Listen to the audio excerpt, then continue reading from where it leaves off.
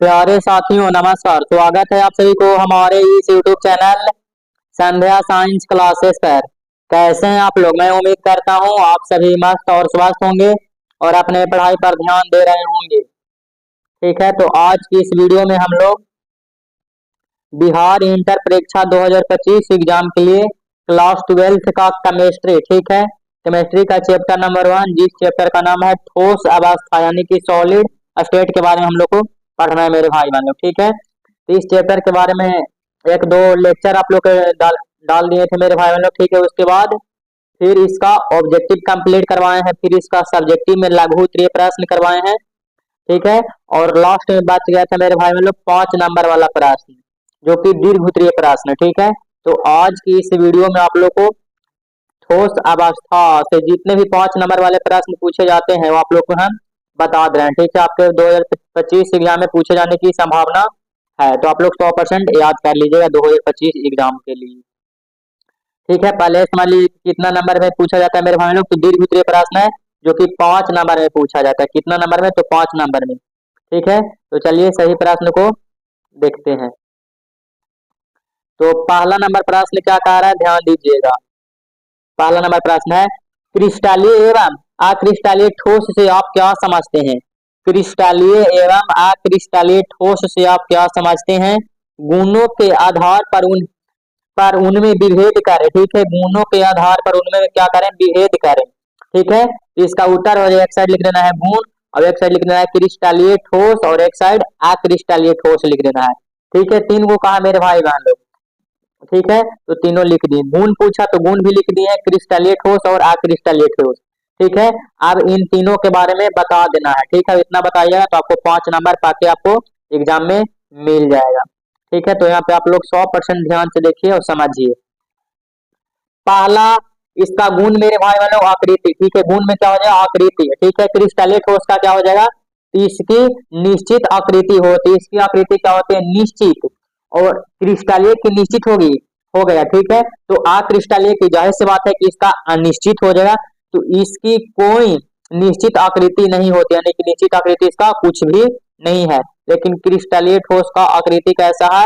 तो निश्चित है और अक्रिस्टलीय का अनिश्चित है, निश्चित नहीं है। पहला हो गया। ठीक है, इसी प्रकार से दूसरा देख लेते हैं। तो दूसरा में कह रहा है द्रव्यनांग। ठीक है, द्रव्यनांग गुण में क्या हो जाएगा? द्रव्यनांग। फिर क्रिस्टलीय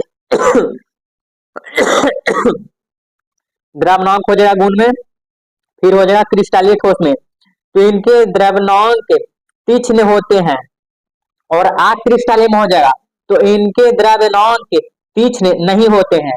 क्रिस्टलीय में होते हैं तो अक्रिस्टलीय में नहीं होते हैं। इस प्रकार से हो जाएगा। फिर तीसरा हो जाएगा गलन उष्मा। क्या? गलन उष्मा गुण है। ठीक है, इसमें क्या हो जाएगा? क्रिस्टलीय ठोस में तो इनकी गलन उष्मा निश्चित एवं अभिलाक्षणिक पाई जाती है। ठीक है, निश्चित एवं अभिलाक्षणिक पाई जाती है। ठीक है, क्रिस्टलीय ठोस में। और अक्रिस्टलीय में हो जाएगा इनकी गलन उष्मा के मान निश्चित निश्चित नहीं होता। और आगे है मेरे भाई बहनों, इसमें तीसरा पॉइंट तक बताएं और आगे है चौथा पॉइंट है। चौथा पॉइंट क्या है? प्रकृति दैशिकता। ठीक है, प्रकृति दैशिकता के बारे में जानिए।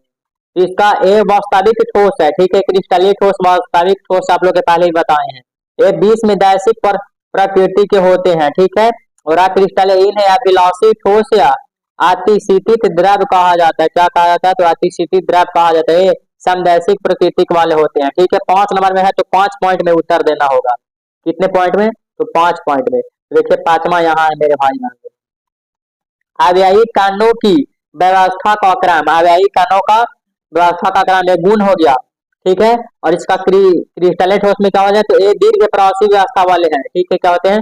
दीर्घ प्रासी व्यवस्था वाले होते हैं, यानी दीर्घ यानी कि बड़ा वाला। ठीक है, और हो जाएगा अक्रिस्टलीय में तो इनमें लघु प्रासी व्यवस्था पाई जाती है। क्या? तो लघु प्रासी व्यवस्था पाई जाती है। इतना करिएगा तो देखिए यहाँ पे आपको इतना लिख दीजिएगा तो 5 नंबर आपको पक्का आपके एग्जाम में मिल जाएगा। ये 100% फिक्स वाली बात है मेरे भाई लोग। कितना मिलेगा? तो 100% फिक्स वाली बात है। तो कितना मिलता है? तो 5 नंबर मिलता है। इतना लिख दीजिएगा तो ठीक है। हाँ, ध्यान से एकदम लिखना है। ऐसे तो इसके ये आंसर के बारे में आप लोग पहले ही बताए थे जब हम लेक्चर इस वीडियो को दे रहे थे तो, ठीक है, और इस बात को पढ़ा रहे थे तो पहला हो गया। अब चलते हैं दूसरा प्रश्न क्या कह रहा है। दूसरा प्रश्न कह रहा है शॉर्टकी त्रुटि तथा फ्रेंकल त्रुटि के बीच क्या अंतर है। दोनों के बीच में अंतर पूछ रहा है, शॉर्टकी त्रुटि तथा फ्रेंकल त्रुटि, ठीक है। तो चलिए इन दोनों के बीच में अंतर क्या हो जाएगा। इनमें खाली सिर्फ दो गो का पूछा है, तो उत्तर में मेरे भाई लोग इस प्रकार से लिख देंगे। उत्तर में क्या लिख देंगे, उत्तर में वो शॉर्टकी त्रुटि और दूसरा में फ्रेंकल त्रुटि लिख देंगे, ठीक है। तो पहला हो जाएगा शॉर्टकी त्रुटि में, तो इस दोष में धनायन तथा ऋणायन अपने ज्वालक स्थलों से पूर्णतः हट जाते हैं। ज्वालक स्थलों से पूर्णतः क्या होते हैं, हट जाते हैं। और फ्रेंकल त्रुटि में क्या होगा, पहला इस दोष में एक आयन अपने ज्वालक बिंदु को छोड़कर अंतराकाशीय स्थान में आ जाते हैं, ठीक है, अंतराकाशीय स्थान में आ जाते हैं। दूसरा हो जाएगा किसमें, शॉर्टकी त्रुटि में, इस दोष में क्रिस्टल का घनत्व कम जाता है। और फ्रेंकल त्रुटि में हो जाएगा तो इस दोष में घनत्व में परिवर्तन नहीं होता है, ठीक है, कोई बदलाव नहीं होता है, परिवर्तन यानी कि कुछ कोई उसमें बदलाव नहीं होता है, ठीक है। फिर यहाँ पे देखिए शॉर्टकी त्रुटि में तीसरा में देख लीजिए, शॉर्टकी त्रुटि में तीसरा में क्या है, तो इस दोष में क्रिस्टलों के बनाने पर क्रिस्टल का स्थायित्व बढ़ता है तथा विद्युत चालकता बढ़ती है, ठीक है, स्थायित्व बढ़ता है और विद्युत चालकता ही बढ़ता है। आप फ्रेंकल त्रुटि में देख लीजिए तीसरा में, तो इस दोष के कारण क्रिस्टल का स्थायित्व घटता है तथा परावैद्युत चालकता क्या होता है, बढ़ता है, ठीक है। तो तीसरा पॉइंट तक हो गया। और आगे बढ़ते हैं मेरे भाई लोग, चौथा पॉइंट, यह दोष अधिक उप संयोजन संख्या वाले प्रबल आयनिक क्रिस्टलों में पाया जाता है, ठीक है। एक किसमें हो गया, तो शॉर्टकी त्रुटि में। अब आइए फ्रेंकल त्रुटि में, तो यह दोष उन क्रिस्टलों में पाया जाता है जिनकी उप संयोजक संख्या निम्न तथा धनायन का आकार ऋणायन से कम होता है, ठीक है। इतना लिखेगा तो देखिए यहाँ पे मेरे भाई लोग 5 नंबर लिखा हुआ, इतना लिखेगा आपको 5 नंबर मिल जाएगा, क्योंकि कुछ भाग नहीं है, समाज समाज करके लिखना है, ठीक है। एक में हाँ होगा तो एक में नहीं होगा, जैसे शॉर्टकी त्रुटि में कुछ होगा हाँ, ठीक है, इसके दोष में क्रिस्टल घनत्व कम जाता है, क्या होता है, कम जाता है। तो फ्रेंकल में हो जाएगा कि इसमें कमता नहीं है, यानी कि परिवर्तित नहीं होता है, खत्म कहानी, इस प्रकार से लिख लेना है। तो आप लोग को अभी तक 5 नंबर वाला प्रश्न बता दिए मेरे भाई वालों। और आगे बढ़ते हैं, अभी और प्रश्न है, ठीक है। हाँ, तीसरा प्रश्न क्या कह रहा है, ये भी दीर्घ में है 5 नंबर में, गुणों के आधार पर धात्विक ठोस तथा आयनिक ठोस में विभेद करें। धात्विक ठोस तथा आयनिक ठोस में विभेद करें मेरे भाई बहन। तो विभेद के बिंदु देखिए यहाँ पे दिया हुआ विभेद के बिंदु है, यहाँ पे ध्यान दीजिएगा, विभेद के बिंदु इन धात्विक ठोस और आयनिक ठोस। तो पहला अव्ययी कण क्या हो जाएगा, पहला अव्ययी कण, तो धात्विक ठोस में हो जाएगा विस्थानीकृत इलेक्ट्रॉनों के समुद्र में धनायन, और आयनिक ठोस में हो जाएगा आयनिक ठोस में अव्ययी कण होते हैं, ठीक है, आयनिक ठोस में अव्ययी कण होते हैं।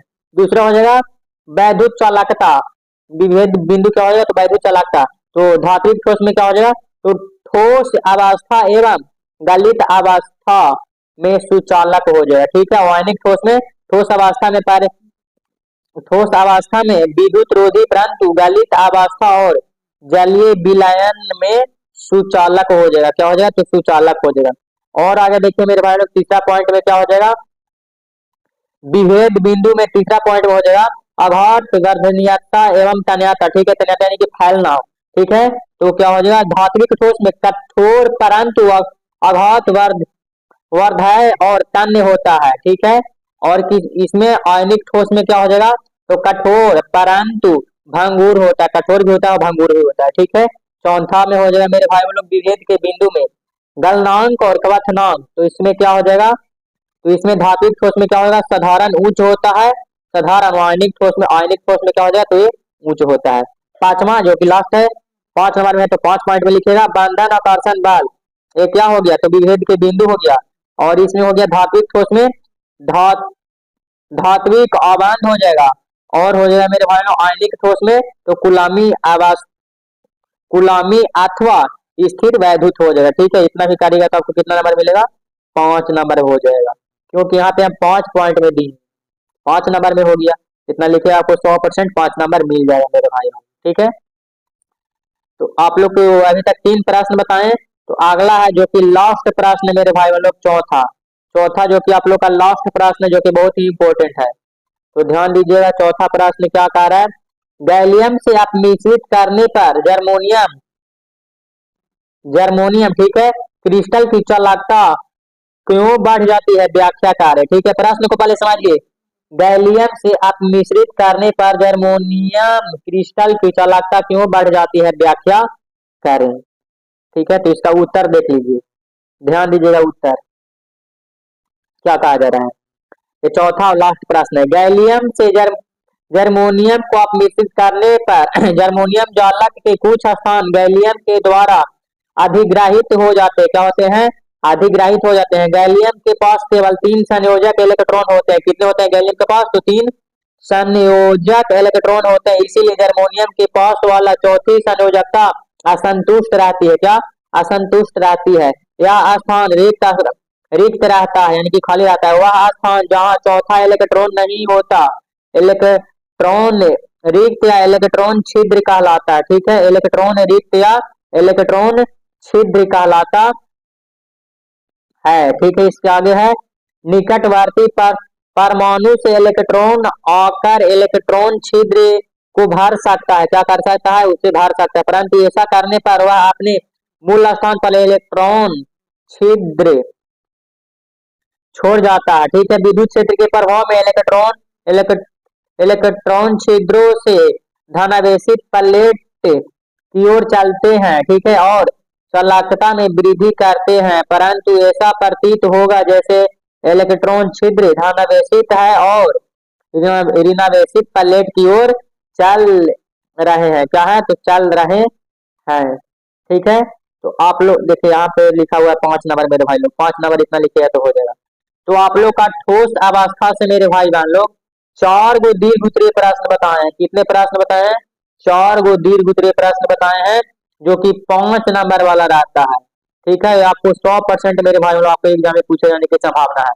अगर आपको इस चैप्टर से पूछा जाएगा तो इसी में से मतलब पूछा जाएगा मेरे भाई बहन, जो कि VVI था सभी प्रश्न। तो जो हमें VVI लगा मेरे भाई लोग आप लोग को हम करा दिए। ठीक है, 4 प्रश्न बता दिए। ठीक है, तो आप लोग 100% याद कर लीजिएगा, 2-3 बार लिख लीजिएगा। ठीक है, तो और आगे विशेष जानकारी जान लीजिए मेरे भाई लोग।